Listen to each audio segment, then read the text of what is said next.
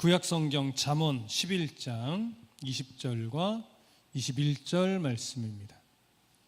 구약성경 잠언 11장 20절과 21절 말씀, 우리 한 목소리로 함께 읽겠습니다. 20절, 21절.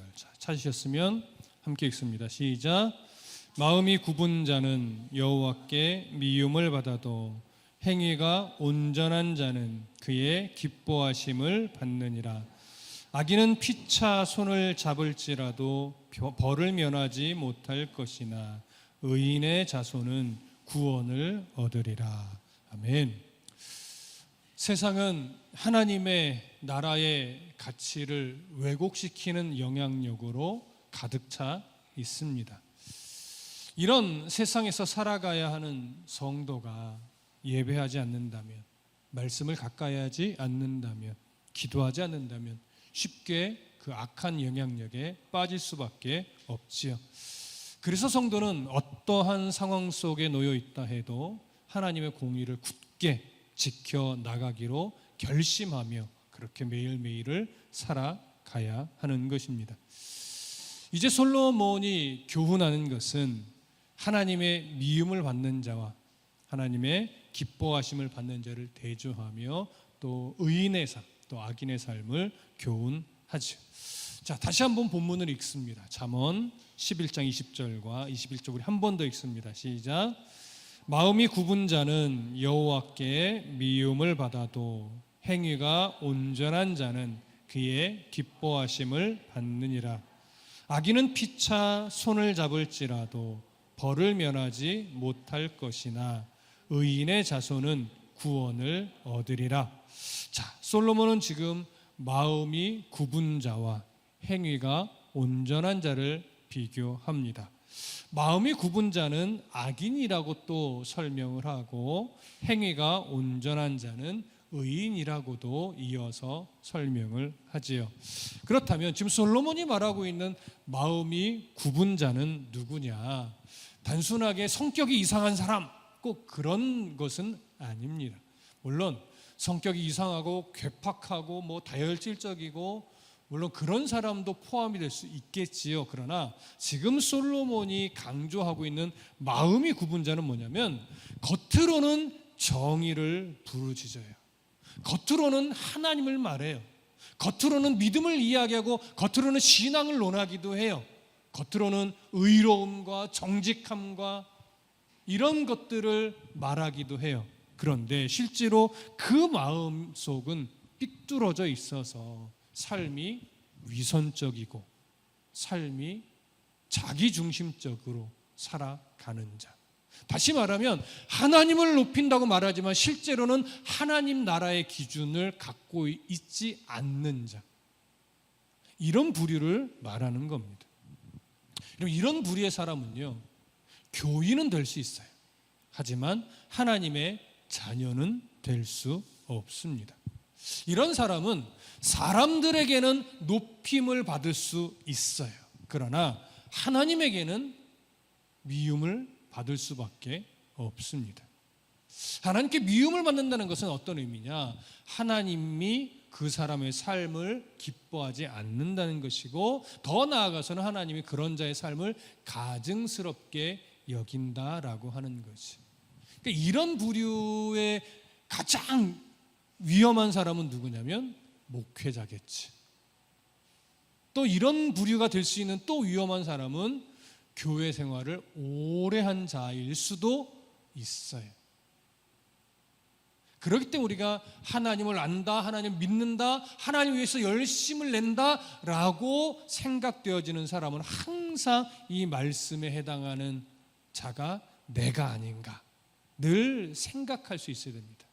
나는 마음이 굽은 목사가 아닌가, 나는 마음이 굽은 권사가 아닌가, 나는 마음이 굽은 집사가 아닌가, 나는 마음이 굽은 성도가 아닌가, 나는 마음이 굽은 청년이 아닌가.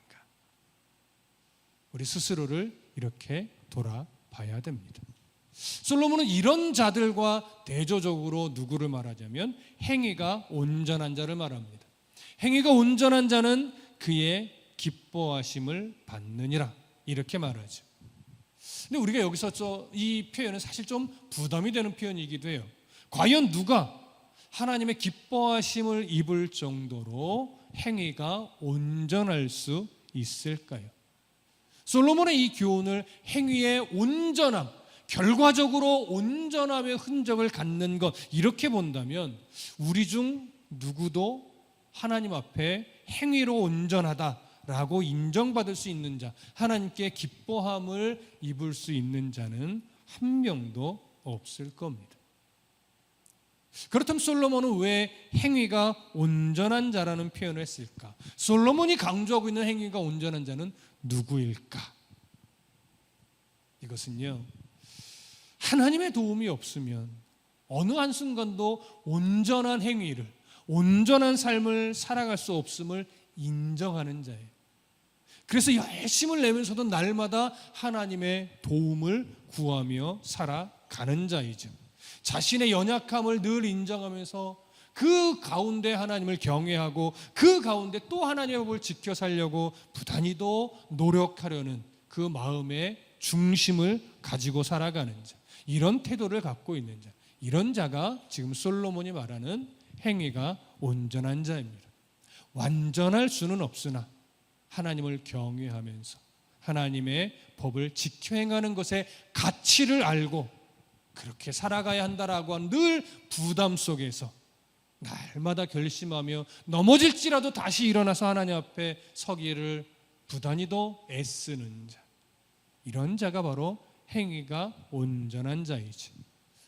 사실은 이런 어떤 가치 기준이 하나님이 사람에게 율법을 주셨던 기준과 동일하다고도 말할 수 있습니다. 하나님은 사람에게 완전한 법을 주셨습니다. 완전한 법, 그것이 우리는 율법이라고 하는 거예요. 이것을 지키라고 명령하셨어요. 그러나 완벽하게 지켜내어 율법의 행위로 구원받으라고 주신 것은 아니에요. 분명한 것은요, 율법을 완벽하게 지킬 수 있다면 율법의 행위로 구원받을 수 있습니다. 그러나 사람은 그 누구도 율법을 완벽하게 지킬 수 있는 자가 없지요. 그래서 하나님이 말씀하는 거예요. 왜 율법을 지켰느냐? 율법을 완벽하게 지켜내어 구원을 받으라는 것이 아니라 율법을 지키기 위해 애쓰면서 결국은 율법을 완벽하게 지킬 수 없는 나의 연약함을 보라는 거예요.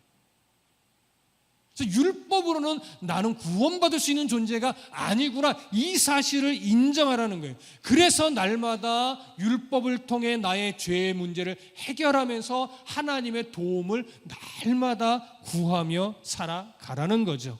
그와 함께 언젠가는 하나님이 약속하신 율법을 완성할 메시아, 그분을 고대하며 살아가라는 것이었어요. 그런데 역사가 흘러 지나가면서 이스라엘 백성들은 어떻게 율법을 바라보는 중심이 바뀌어버렸어요? 어떻게 해서든지 율법을 지켜서, 완벽하게 지켜서 구원에 이르고, 율법을 지켜서 나의 의로움으로 삼고, 율법을 나의 자랑으로 삼는, 하나님의 도움을 구하는 것이 아니라 율법을 지켜내미 나의 자랑으로 삼는 이런 모습으로 바뀌어버렸던 거예요. 그래서 어느 정도까지 갔냐면 하나님이 주셨던 율법 외에 더 잘 지키기 위한 세부 사항을 613가지나 더 만들어서 마치 사람이 만들어낸 그 613가지의 세부 사항을 율법처럼 지키게 만들기도 했어요. 그러면서 율법의 등급도 매겼죠. 더 고급스러운 율법, 중간 단계의 율법, 그 다음에 지켜봤자 별 티 안 나는 점수가 낮은 율법. 그래서 유대인들은 어떤 모습까지 보였어요? 점수가 높은 율법은 최선을 다해 지키고, 점수가 낮은 율법은 그냥 대충 하는 이런 모습까지도 생겨났었습니다. 이렇게 율법을 이런 식으로 지키려고 노력하게 되면 사람에게는 존경을 받을 수도 있어요. 그러나 하나님으로부터는 인정을 받을 수 없다는 것, 이것이 지금 솔로몬이 강조하고 있는 겁니다. 자, 이처럼 하나님을 경외하면서 하나님의 법을 지켜 행하는 것의 가치를 알고, 그리고 또 그렇게 살아가기 위해 부단히도 결심하면서 노력하는 자, 그런 자를 향해 오늘 솔로몬은 행위가 온전한 자라고 이야기를 하는 거예요. 그렇기 때문에 하나님은 우리를 향해 뭐라고 말하냐면 사람의 중심을 본다, 이렇게 말씀하는 거예요. 여러분, 사람의 중심을 보시는 하나님이라는 표현이 얼마나 은혜로운 표현인지 우리가 알아야 돼요. 결과를 보시는 하나님, 행위의 온전함을 보시는 하나님이라고 표현되어 있었으면요, 우리는 정말 너무 힘들었을 거예요. 무서운 하나님으로 여겨지는 중세 시대처럼 우리는 살아가야 했을 겁니다. 그런데 하나님이요, 행위의 온전함, 결과를 보시는 것이 아니라 부단히도 하나님 앞에 애쓰고 힘쓰는 그 마음의 중심, 마음의 태도, 넘어질지라도, 수없이 넘어질지라도 다시금 하나님 앞에 거룩한 부담감을 가지고 일어서려고 애쓰는 그런 마음의 중심, 그 태도를 하나님이 본다고 말씀하셨어요. 이것이 오늘 우리가 또 힘을 낼 수 있는 근거가 되는 거예요. 여러분, 어제 넘어졌어도 왜 오늘 일어나면 돼요? 하나님은요, 그 애씀의 중심, 내가 왜 또 넘어졌던가, 다시 말씀의 위로를 받고 일어나야지 라고 여기는 마음의 태도를 보신다고 약속하셨기 때문에 그렇습니다. 여러분, 이렇게 마음이 굽은 자와 마음이 온전한 그 예를 어디서 우리가 한 가지 확인할 수 있냐면, 성경 곳곳에 이런 모습이 있지만 특별히 누가복음 21장 1절부터 4절에서 우리는 확인해 볼 수 있어요. 그럼 신약 성경 한번 찾아볼까요? 누가복음 21장 1절부터 4절까지. 누가복음 21장 1절부터 4절. 우리가 다 아는 말씀의 내용인데요, 우리 함께 읽습니다. 시작. 예수께서 눈을 들어 부자들이 헌금함에 헌금 넣는 것을 보시고, 또 어떤 가난한 과부가 두렙돈 넣는 것을 보시고 이르시되, 내가 참으로 너희에게 말하노니 이 가난한 과부가 다른 모든 사람보다 많이 넣었도다. 저들은 그 풍족한 중에서 헌금을 넣었거니와 이 과부는 그 가난한 중에서 자기가 가지고 있는 생활비 전부를 넣었느니라 하시니라. 자, 이 구절은 지금 누구와 누구를 비교합니까? 헌금을 많이 내는 부자와 그 두렙돈, 얼마 되지 않는 그 두렙돈을 헌금한 한 과부를 비교하고 있죠, 이 구절에서는. 근데 부자들의 헌금을 칭찬하지 않고 과부의 헌금을 칭찬합니다. 근데 그 이유가 뭐라고 되어 있어요? 부자가 많이 헌금하는 것이 잘못된 거예요? 그걸 말하는 게 아니죠. 부자가 내는 헌금, 특히 오늘 본문에서 비교되는 부자는요, 부자라서 많이 헌금을 했는데 이런 차원의 문제가 아니라 가진 것이 많다 보니까 하나님을 믿는다 하지만 그 가진 것이 내 거라고 여기며 내 땀 흘림의 결과물이라고 여기며 하나님의 은혜 앞에 감사함으로 내어드리는 것이 아니라 자기 것을 하나님께 좀 떼어드린다라고 하는 교만함을 가지고 은혜에 대한 감사함이 없이 그냥 자기 것을 바치는, 자기 소산을 바치는 이런 태도였어요. 중심이 잘못된 거예요. 그래서 하나님이 그 부자가 부요함 중에 하나님 앞에 마치 떼어드리듯이 감사함이 없이 드리는 헌금, 하나님 인정하지 않은 거예요. 그러나 이 과부는 왜 하나님 부자들보다 더 많이 넣었다고 해요? 그 마음의 중심, 태도 때문에 그래요. 왜요? 하나님 앞에 정말 드리고 싶은 그 마음의 태도를 가지고 하나님 앞에 감사함으로, 또 하나님 앞에 죄송함을 가지고 하루 벌어 하루 먹을 수밖에 없는 그 하루의 일용할 양식과도 같은 그 생활비 전부를 하나님 앞에 감사함으로, 또 두렵고 떨리는 마음으로 내어드렸던 거예요. 그래서 하나님이 그 과부의 두렵돈을 칭찬하시는 거죠. 바로 금액의 차이를 보는 것이 아니고, 부자냐 가난한 자를 보시는 것이 아니고, 과부의 마음 중심과 부자들의 마음 중심을 지금 비교한 겁니다. 그럼 여기서 말하는 부자들은 결국 어떠한 이해가 되는 거예요? 바로 오늘 솔로몬이 말하고 있는 바로 마음이 굽은 자. 나는 하나님께 많이 바치는 자야 라고 말하지만 실제로 하나님이 받으실 만한 것을 드리지 않았던 마음이 굽은 자.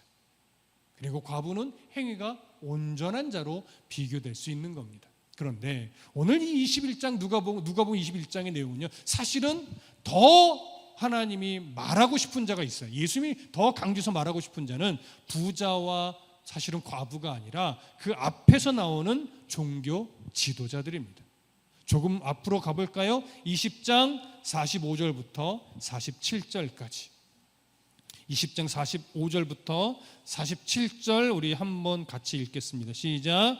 모든 백성이 들을 때에 예수께서 시장에서 문안받는 것과 회당의 높은 자리와 잔치의 윗자리를 좋아하는 서기관들을 삼가라. 그들은 과부의 가산을 삼키며 외식으로 길게 기도하니 그들이 더 엄중한 심판을 받으리라 하시니라. 사실은 과부의 두렙돈을 칭찬하지만 이 장면은 과부의 두렙돈의 존귀함을 드러내는 장면이기보다 돌봄의 대상인 과부에게마저도 헌금을 강요했던 종교 지도자들의 횡포를 강조하는 겁니다. 그래서 이 앞에 종교 지도자들, 이들을 향해서 예수님이 뭐라고 말합니까? 그들을 삼가라. 그들은 다 뭐다? 과부의 가산을 삼키는 자다. 말하자면 종교적인 명분으로 과부에게 폭력을 행하는 자다. 이것과 똑같은 거예요. 과부는요, 사실은 물론 그들도 감사함으로 예물을 드릴 수 있는 자지만 교회 안에서 이 당시 과부는 정말 처절한 가난 속에서 몸부림치는 성도이기 때문에 그들은 돌봄의 대상이고 구제의 대상이지 헌금을 내라고 요구할 대상이 아니었단 말이에요.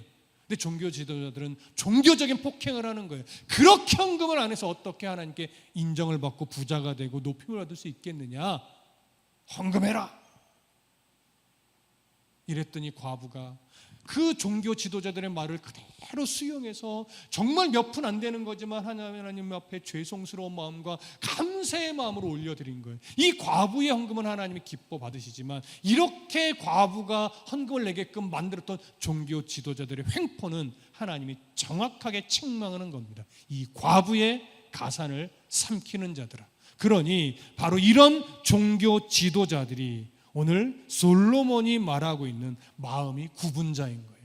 성경을 가르치고 하나님을 이야기하고 어떻게 사는 것이 거룩한 것인가, 무엇이 율법의 존귀함을 따라 순종하는 것인가를 끊임없이 가르치고 자신들은 굉장히 의로운 양 거드름 피지만 실제로 이들은 과부의 가산을 삼키는 자였고 예수님이 인정하지 않는 자였고 하나님의 책망을 받는 그런 자들이었던 겁니다.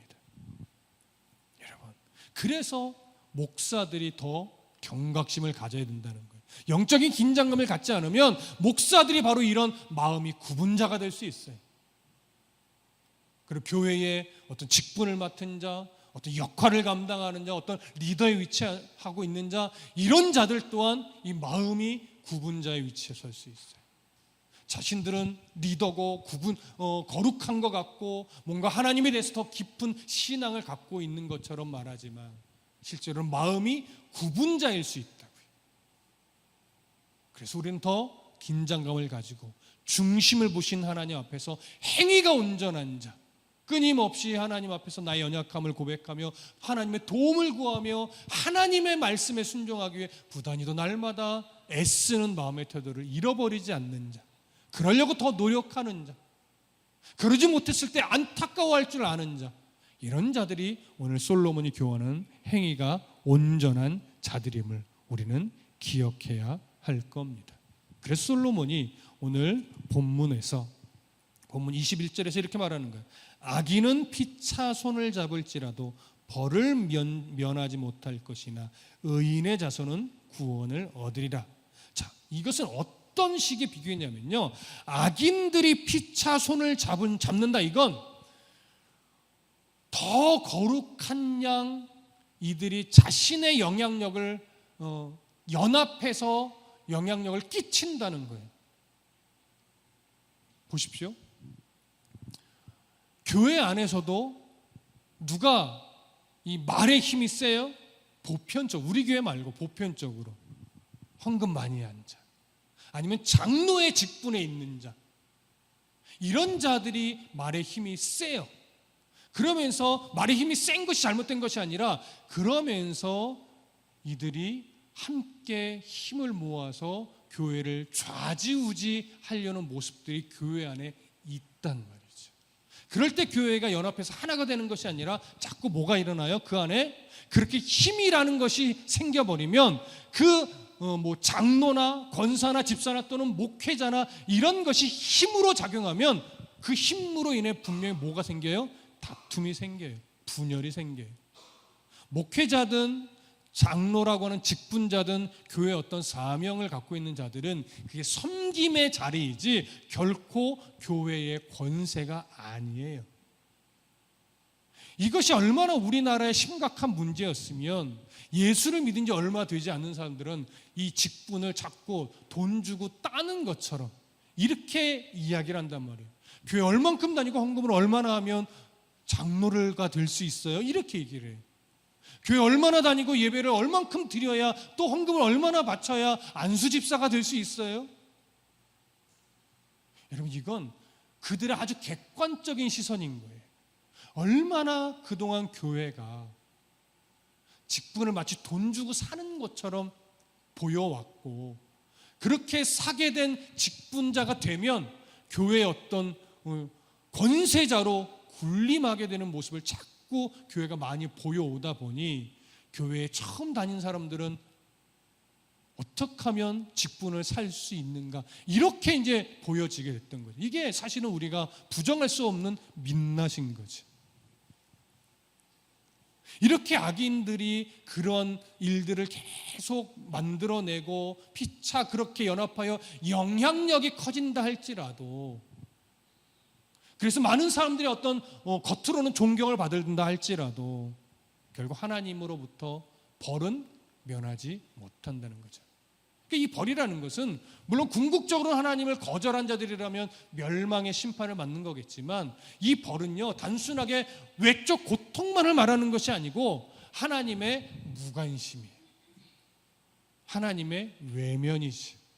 하나님과의 관계가 끊어지는 거죠. 여러분, 이것만큼 큰 고통이 없단 말이에요. 하나님의 외면을 당하는 것만큼 불행한 인생이 없는 거예요. 근데 이 땅에서 뭔가 충격파가 오지 않으니까 사람들은 하나님의 외면을 받는 것이 가장 큰 불행이고 벌이라는 걸 잘 몰라요. 예전의 교회는요, 저도 그 시대는 아니에요. 저보다 더 어른들의 세대 교회에서는요 7이라는 게 있었어요. 지금도 법적으로는 있어요. 시행을 못할 뿐이지. 7이라는 게 뭐예요? 성도답지 못할 때, 뭔가 교회 안에서 분명한 잘못을 했을 때요, 성찬 참여 금지, 예배 참여 몇 달 동안 금지, 이러면 그 사람은 예배 드릴 수 없었고 성례에 참여할 수가 없었어요. 그래서 그것 때문에 울고불고 난리가 나고 목사 옆에 무릎 가서 사과하고 용서를 구하고 어떤 다짐을 받고 그 기간을 줄여주는, 그래서 성례에 참여를 못하게 한다든가 예배에 참여 못하게 할 때 그것이 얼마나 큰 두려움으로 굉장히 큰 두려움을 작용했던 시대가 있었단 말이에요. 근데 오늘날은 그래요? 성찬 금지, 예배 한 달 동안 참여 금지하면 교회가 여기밖에 없나 하고 그냥 바로 다른 교회로 가죠.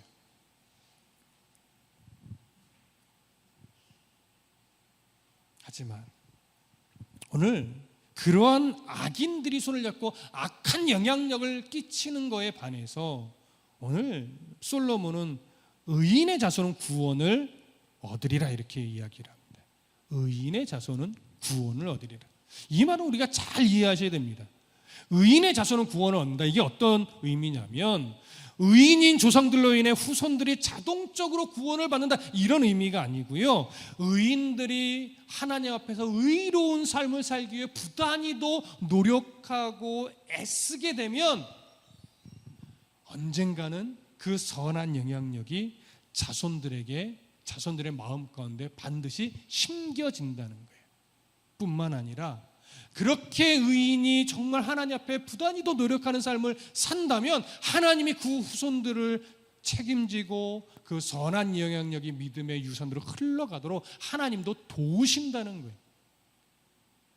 당장 내 눈앞에 뭔가 변화의 조짐이 안 보이니까 우리가 힘겨운 거지, 사실은 하나님은 성경을 통해서 이렇게 계속 약속해 주셨어요.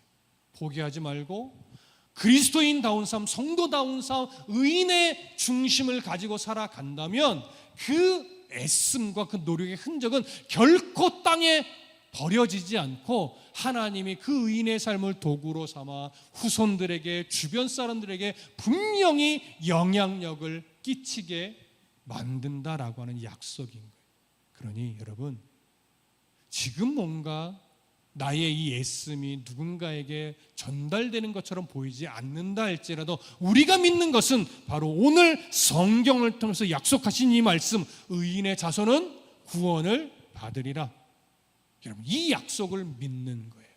이 약속을 믿고 지금 눈앞에 뭔가 변화의 조짐이 없어도 끊임없이 나의 삶을 점검하며 의인의 삶을 살아가기 위해 노력한다면 그 삶이 결코 헛되지 않도록 하나님 지켜내고 그의 삶을 도구로 삼아 후손들에게 또 이웃들에게 선한 영향력이 흘러가도록 하나님은 반드시 만들어 내십니다. 우리는 이런 하나님을 믿고 있는 거예요. 이런 하나님을 의심하지 마십시오. 과부가 두렵돈을 하나님께 드릴 때의 그 두렵고 떨리는 마음을 가지고 있었던 것처럼 오늘 우리는 어쩌면 매우 안주하는 신앙생활을 하는지도 모르겠습니다. 다시금 회복하십시다. 과부의 이 두렵고 떨리는 마음, 하나님의 예배 자리로 나아갈 때 그 설레임과 두려움과 떨림과 기대감, 이것이 너무나 무뎌진 지금 다시 한번 설레임으로 회복될 수 있도록 여러분 간구하셔야 됩니다. 오늘도 이 사실을 믿고 감사함으로 날마다 성령의 도움을 구하며 행위가 온전한 자의 중심을 가지고 생명력 있게 삶을 살아내는 귀하고 복된 하나님의 자녀가 되시기를 간절히 소망합니다. 기도하겠습니다.